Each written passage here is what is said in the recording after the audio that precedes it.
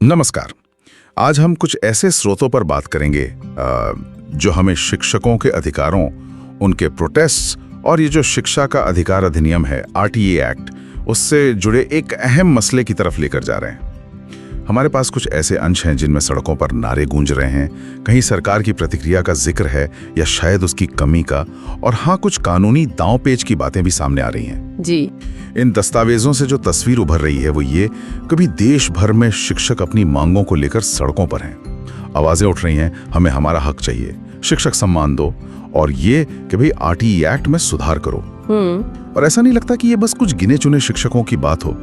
स्रोत तो इशारा कर रहे हैं कि ये एक बड़े आंदोलन जैसा रूप ले रहा है। तो आइए इन स्रोतों की परतें खोलते हैं, है ना, समझने की कोशिश करते हैं कि आखिर ये पूरा माजरा है क्या, शिक्षकों की असल चिंताएं क्या हैं और आगे क्या हो सकता है इसमें। बिल्कुल, इन अंशों के जरिए ये देखना होगा कि मांगे क्या हैं असल में। खासकर ये जो आरटीआई एक्ट 2009 है, मतलब जो 6 से 14 साल के बच्चों के लिए मुफ्त और अनिवार्य शिक्षा की बात करता है, और टेट यानी टीचर एलिजिबिलिटी टेस्ट। हाँ, टेट। हाँ, जिसको अक्सर न्यूनतम योग्यता माना जाता है टीचर बनने के लिए।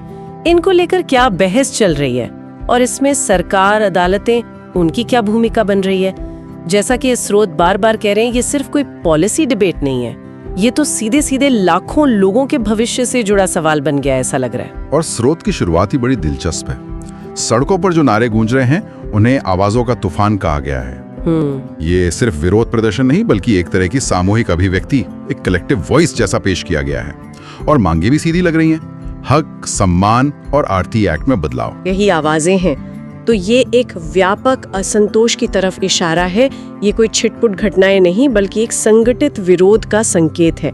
एक लय है, एक पैटर्न है, मांगे साफ है, लगता है प्रदर्शनकारी बहुत क्लियर है कि उन्हें क्या चाहिए। हाँ, क्लैरिटी दिख रही है। अच्छा, अब आते हैं सरकारी प्रतिक्रिया पर। स्रोत में सरकार की शुरुआती चुप्पी का जिक्र है और ये बताया गया है कि ये चुप्पी ही अपने आप में एक सवाल बन गई थी। जाहिर है, वही जब इतनी बड़ी तादाद में लोग सड़कों पर हों तो सरकार का रवैया मायने रखता है। लेकिन फिर इन दस्तावेजों में एक अहम मोड़ आता है। रक्षा मंत्री के एक बयान का जिक्र है जिसने कथित तौर पर कुछ उम्मीद जगाई। स्रोत इस बयान को आशा की किरण की तरह दिखा रहे हैं, लेकिन साथ ही एक डर का भी जिक्र है। बिल्कुल। क्या ये वाकई कोई ठोस राहत लाएगा या ये सिर्फ एक, आप कह सकते हैं, राजनीतिक चाल है? खासकर टेट को हटाने या उसमें रियायत देने के मामले में ये सवाल प्रदर्शनकारियों के मन में है, ऐसा स्रोत बताते हैं। और ये जो द्वंद है ना, उम्मीद और शक का, ये बहुत महत्वपूर्ण है। ये स्थिति की कॉम्प्लेक्सिटी दिखाता है। एक तरफ एक सीनियर मिनिस्टर का बयान है तो उम्मीद तो जागेगी, पर दूसरी तरफ गहरा शक भी है, शायद पिछले अनुभवों की वजह से, जहां वादे तो हुए पर हुआ कुछ नहीं। हो सकता है। स्रोत यही इशारा कर रहे हैं कि प्रदर्शनकारी अब सरकारी बयानों को बहुत बारीकी से देख रहे हैं, परख रहे हैं। उन्हें सिर्फ वादे नहीं चाहिए, जमीन पर एक्शन चाहिए। उन्हें ये डर है कि कहीं ये बयान सिर्फ माहौल शांत करने के लिए तो नहीं, और ये टेट वाला मुद्दा वो तो बिल्कुल केंद्र में आ गया है। और जैसा कि अक्सर होता है ऐसे मामलों में, ये लड़ाई सिर्फ सड़कों या सरकारी दफ्तरों तक ही सीमित नहीं है। नहीं, स्रोत बता रहे हैं कि मामला अब देश की सबसे बड़ी अदालत सुप्रीम कोर्ट तक पहुंच चुका है। मतलब एक कानूनी मोर्चा भी खुल गया है पूरी तरह से। और वहाँ शिक्षकों का मुख्य तर्क क्या है? इन रिपोर्टों को देखें तो उनका कहना है कि भाई ये जो आरटीए एक्ट 2009 है, इसे बने हुए अब 10 साल से ज्यादा हो गए। हाँ, काफी समय हो गया। हाँ, तो ये अब आज के समय की जरूरतों और चुनौतियों के हिसाब से काफी नहीं है। उनका मानना है कि जब ये कानून आया था तब हालात अलग थे, समाज की उम्मीदें अलग थी शिक्षा से, जो अब बदल चुकी हैं। तो उनकी दलील है कि इस कानून को नए युग की जरूरतों के हिसाब से बदलना चाहिए। ये बात वाकई दिलचस्प है कि वो शिक्षा को सिर्फ ज्ञान या परीक्षा पास करना नहीं मान रहे। स्रोत इस बात पर जोर दे रहे हैं कि शिक्षकों का तर्क है कि शिक्षा अब सीधा सीधा रोजगार और सम्मान का आधार बन गई है। यह दिखाता है कि समाज और खासकर युवा कैसे देख रहे हैं शिक्षा को। पहले शायद मकसद ज्ञान पाना, नागरिक बनना था, अब ये सीधे लाइवलीहुड और सामाजिक प्रतिष्ठा से जुड़ गया है। बिल्कुल सही कहा। ये स्थिति जो है वो अधिनियम का जो मूल उद्देश्य था, शायद क्वालिटी एजुकेशन सब तक पहुंचाना, और जो आज की सामाजिक आर्थिक हकीकतें हैं उनके बीच एक तरह का तनाव दिखाती है।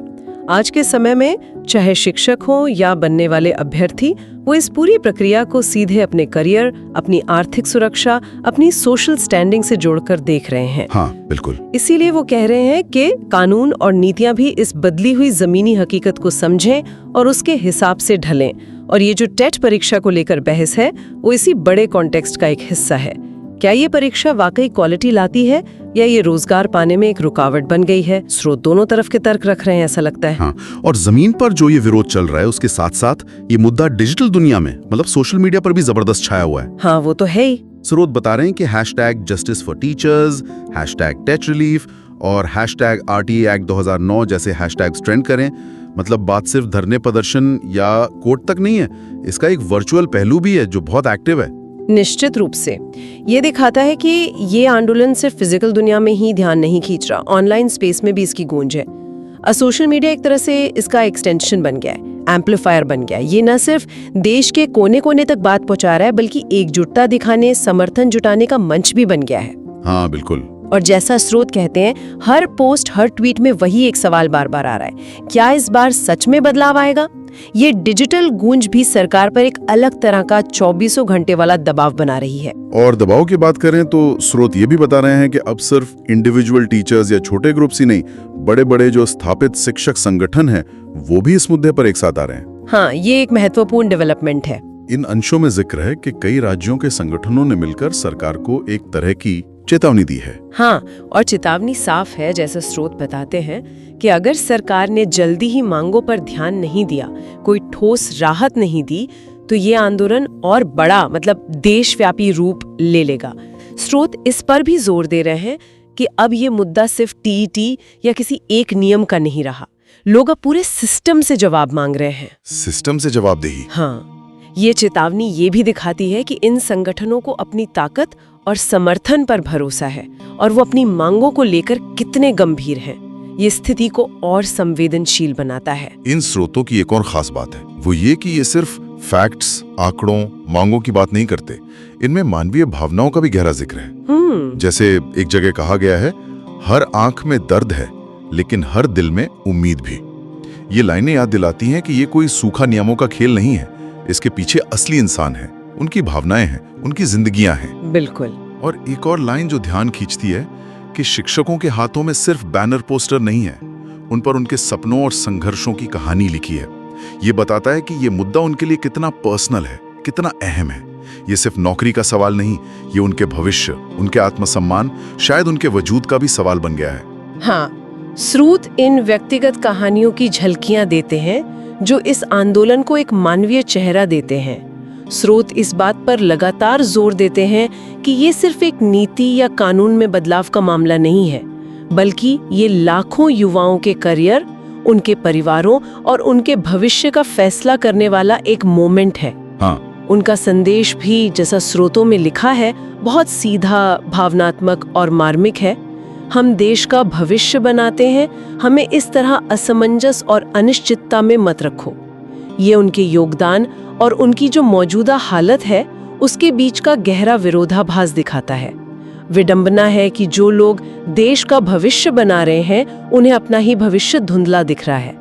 ये भावनात्मक अपील भी आंदोलन का एक अहम हिस्सा लगती है। तो अब हम कहाँ खड़े हैं कुल मिलाकर देखें तो अंत में स्रोत इस पूरी स्थिति को एक बहुत ही नाजुक, एक निर्णायक मोड़ पर लाकर छोड़ देते हैं। ऐसा लगता है कि अब सब कुछ सरकार के अगले कदम या शायद रक्षा मंत्री के अगले बयान या फैसले पर टिका है।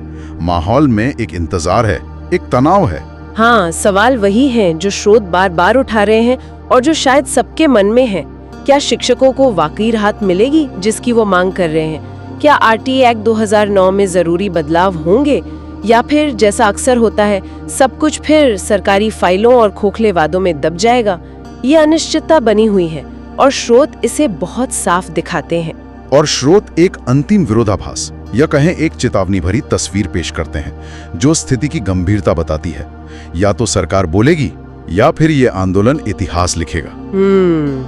ये बहुत शक्तिशाली बयान है, एक तरह की अंतिम चेतावनी जैसा लगता है। निश्चित रूप से ये पंक्ति संकेत देती है कि प्रदर्शनकारी अब शायद पीछे हटने को तैयार नहीं है।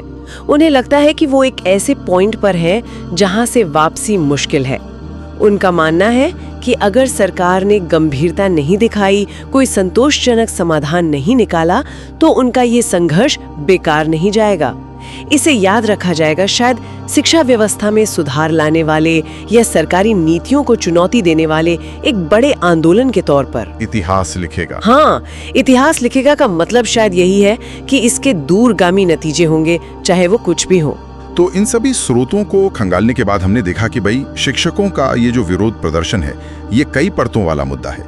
इसमें उनकी नौकरी की सुरक्षा है, उनका प्रोफेशनल सम्मान है, पूरी शिक्षा व्यवस्था के भविष्य से जुड़े सवाल हैं, और हाँ, सरकार की जवाबदेही का मुद्दा भी है। बिल्कुल। और RTE एक्ट 2009 और टेट परीक्षा, ये दोनों इस पूरी बहस के केंद्र में हैं। हाँ, और ये भी साफ है कि शिक्षक और उनके संगठन अब सिर्फ आश्वासनों से मानने वाले नहीं है, वे ठोस बदलाव चाहते हैं।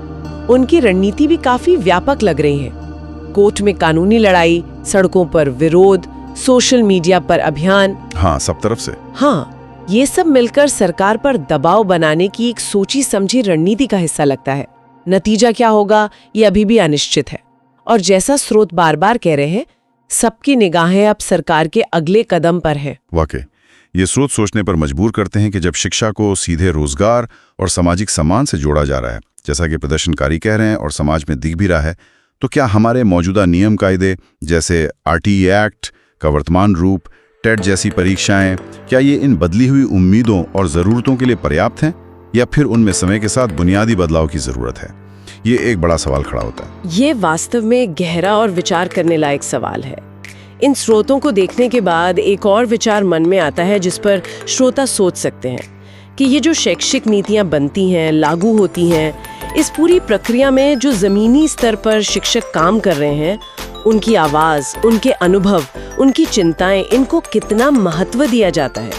क्या पॉलिसी बनाने में उनकी भागीदारी का कोई बेहतर तरीका हो सकता है, ताकि भविष्य में ऐसे टकराव, ऐसे आंदोलन की नौबत ही ना आए और नीतियां ज्यादा असरदार और स्वीकार्य बन सकें? ये एक ऐसा सवाल है जिसका जवाब शायद आसान नहीं, पर इस पर विचार करना बहुत जरूरी है।